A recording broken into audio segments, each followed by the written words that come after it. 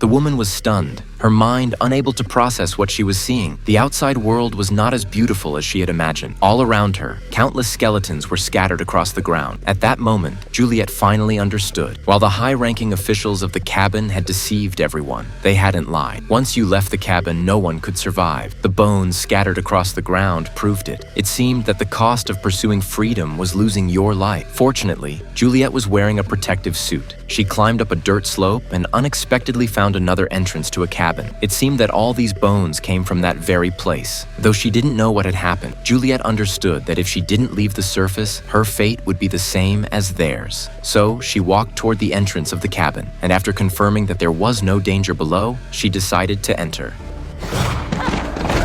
As Juliet stumbled and fell, she quickly got up. Inside the entrance, more bones littered the area. Without thinking too much, her only thought was to get inside the cabin, as it was her only hope for survival. After finally entering the door, Juliet hurriedly lit a handheld lamp. There was no time to assess the situation. She quickly shut the door behind her to block the outside air. However, when Juliet tried to pry open the internal door, she found it wouldn't budge. After a brief moment of thinking, she picked up a longer crowbar and forcefully inserted it into the top of the door.